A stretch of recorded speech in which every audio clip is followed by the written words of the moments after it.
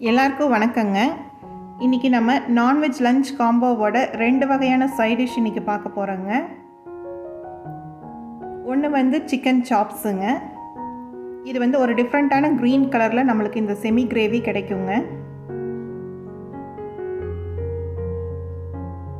இன்னொன்று வந்து பூண்டு முட்டை வறுவலுங்க. ரொம்ப சிம்பிளாக சீக்கிரமாக செய்யக்கூடிய டிஷ்ஷுங்க இது. வாங்க எப்படி செய்கிறதுன்னு பார்க்கலாங்க. முதல்ல சிக்கன் சாப்ஸ் எப்படி செய்கிறதுன்னு பார்க்கலாங்க. அதுக்கு தேவையான பொருட்கள் 10 பச்சை மிளகாய். இது வந்து அவங்கவுங்க காரத்துக்கு ஏற்ற மாதிரி கூட்டிக்கலாம் குறைச்சிக்கலாங்க. 200 கிராம் சின்ன வெங்காயம், 10 பல் பூண்டு, 2 துண்டு இஞ்சி, 1 கொத்து கருவேப்பிலை, 2 ஸ்பூன் மிளகு, 1 கப் வரமல்லி, 1.5 ஸ்பூன் சீரகம், 1/4 ஸ்பூன் மஞ்சள் தூள், 2 பட்டை, 2 கிராம்புங்க. நம்ம வந்து மேலே சொல்லியிருக்கிற தேவையான பொருட்கள் எல்லாத்தையுமே வந்து கிரைண்டரில் போட்டு நல்லா நைஸாக பேஸ்ட்டாக அரைச்சிக்கணுங்க. அதில் சின்ன வெங்காயம் பூண்டு மட்டும் கடைசியாக தாங்க நம்ம தொண்டையில் போட்டு ஆட்டணுங்க. ஒரு வடக்கல்லிங்க 2 குழிக்கரண்டி எண்ணெய் ஊற்றிக்கலாங்க. எண்ணெய் நல்லா காஞ்சதுமே கடுகு போட்டுக்கலாங்க. கடுகு நல்லா பொரிஞ்சதுமே சின்ன வெங்காயம் வந்து ஒரு 20ங்க, 1 கொத்து கருவேப்பிலை போட்டு நல்லா வணக்கிக்கலாங்க. இந்த கிரேவிக்கு சின்ன வெங்காயம் தாங்க டேஸ்ட்டாக இருக்கும். இப்போ வெங்காயம் வந்து கலர் மாதிரி பொன்னிறமாக ஆரம்பிச்சிருச்சுங்க. இந்த ஸ்டேஜில் நம்ம வந்து கழுவி வச்சுருக்கிற 1 கிலோ சிக்கனை வந்து சேர்த்திக்கலாங்க.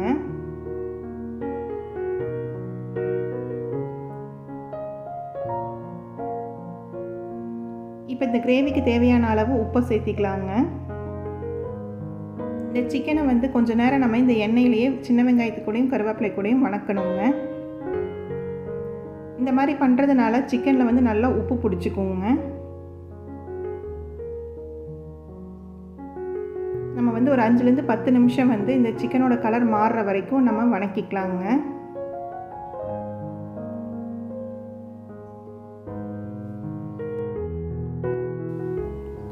இப்போ பார்த்தீங்கன்னா சிக்கனை நம்ம ஒரு 10 நிமிஷமாக ஹை ஃப்ளேமில் வச்சு வணக்கிட்டுருக்குறோங்க.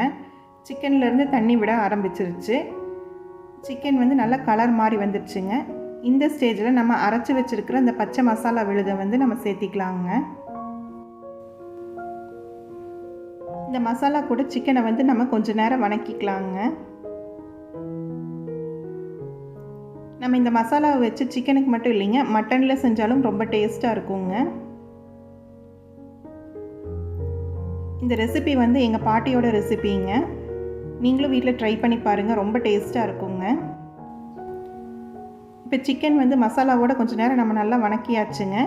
இப்போ வந்து தண்ணி வந்து சிக்கன் வேகிற அளவுக்கு நம்ம அளவாக சேர்த்திக்கலாங்க.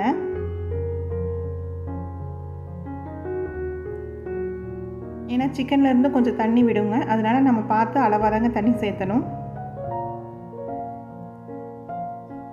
இந்த ஸ்டேஜில் அடுப்பை வந்து நல்லா ஹை ஃப்ளேமில் வச்சுங்க நம்ம மூடி போட்டு கொஞ்சம் நேரம் நம்ம கொதிக்க வச்சிடலாங்க.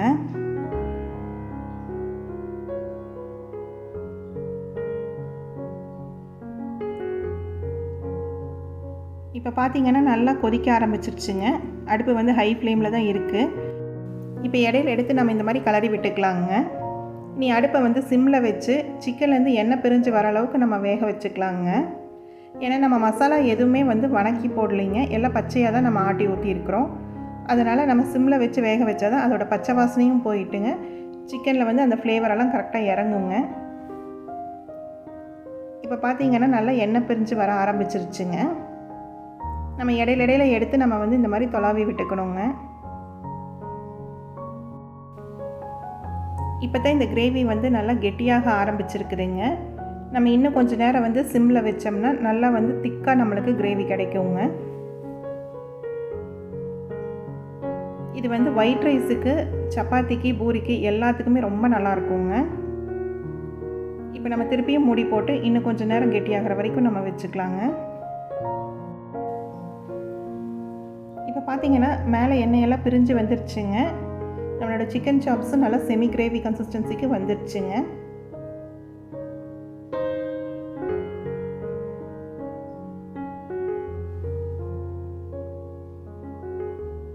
இப்போ நம்ம ஒரு சிக்கன் பீஸ் எடுத்து கட் பண்ணி பார்க்கலாங்க, நல்லா வெந்துருச்சான்னு சொல்லி. இப்போ பார்த்தீங்கனாலே தெரியும் நல்லா வெந்துருச்சுங்க. அவ்வளோதாங்க, நம்மளோட சிக்கன் சாப்ஸ் ரெடி ஆயிடுச்சுங்க. இப்போ நம்மளுக்கு இந்த ஸ்டேஜ்லேயே போதுன்னா நம்ம அடுப்பை நிறுத்திடலாங்க. இல்லை இன்னும் கொஞ்சம் ட்ரையாக வேணும்னு சொன்னோம்னா இன்னும் கொஞ்சம் நேரம் நம்ம சிம்மில் வச்சுருந்துங்க வணக்கினோம்னா நம்மளுக்கு இன்னும் கொஞ்சம் ட்ரையாக கிடைக்குங்க.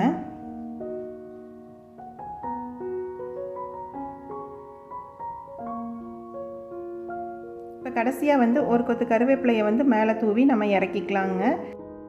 அவ்வளோதாங்க, சிக்கன் சாப்ஸ் ரெடி ஆயிடுச்சுங்க. நம்ம அடுத்ததுங்க பூண்டு முட்டை வறுவல் எப்படி செய்கிறதுன்னு பார்க்கலாங்க. அதுக்கு ஒரு வடக்கல்லிங்க 2 குழிக்கரண்டி எண்ணெய் சேர்த்திக்கலாங்க. எண்ணெய் நல்லா காஞ்சதுமே கடுகு போட்டுக்கலாங்க. கடுகு நல்லா பொரிஞ்சதுக்கப்புறம் 3 பெரிய வெங்காயத்தை வந்து இந்த மாதிரி பொடியாக கட் பண்ணி வச்சுருக்குறோங்க. அதையும் சேர்த்து நல்லா வணக்கிக்கலாங்க. வெங்காயம் வந்து நல்லா பொன்னிறம் ஆகிற வரைக்கும் நம்ம வணக்கணுங்க.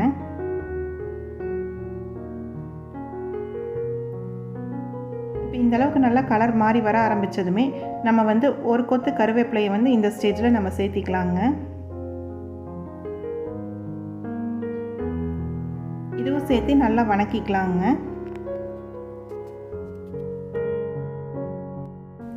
இப்போ இந்த அளவுக்கு வெங்காயம் வணங்கினதுக்கு அப்புறங்க நம்ம வந்து 10 பல் பூண்டு, 1.5 ஸ்பூன் வரமிளகாய் தூள், 1 ஸ்பூன் சீரகம், 1/4 ஸ்பூன் மஞ்சள் தூள் சேர்த்து நம்ம வந்து இடித்து வச்சுருக்குறோங்க. அந்த பேஸ்ட்டை வந்து இப்போ சேர்த்திக்கலாங்க. இந்த மசாலாவை வந்து வெங்காயத்தோடு சேர்த்து கொஞ்சம் நேரம் நம்ம வணக்கிக்கலாங்க. இந்த பூண்டு முட்டை வறுவல் வந்து ரச சாப்பாட்டுக்கு இல்லை வெறும் சாப்பாட்டுக்குமே ரொம்ப டேஸ்ட்டாக இருக்குங்க. சப்பாத்திக்கு வேணாலும் நம்ம தொட்டுக்கலாங்க. ரொம்ப சீக்கிரமாக செய்யக்கூடிய டிஷ் தாங்க இது.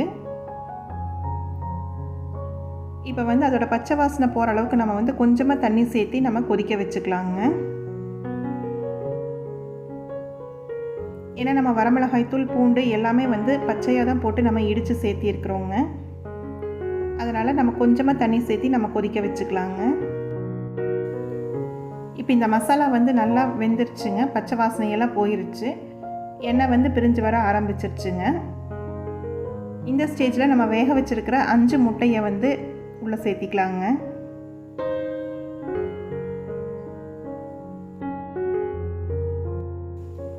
இந்த மசாலாவோட முட்டையும் சேர்த்து கொஞ்ச நேரம் நம்ம வணக்கி விட்டுக்கலாங்க. நல்லா வணக்கி விட்டுட்டுங்க அடுப்பை வந்து சிம்மில் வச்சு கொஞ்ச நேரம் விட்டுறலாங்க. அப்போ தான் இந்த பூண்டோட எசன்ஸ் எல்லாம் வந்து முட்டைக்குள்ளார இறங்குங்க.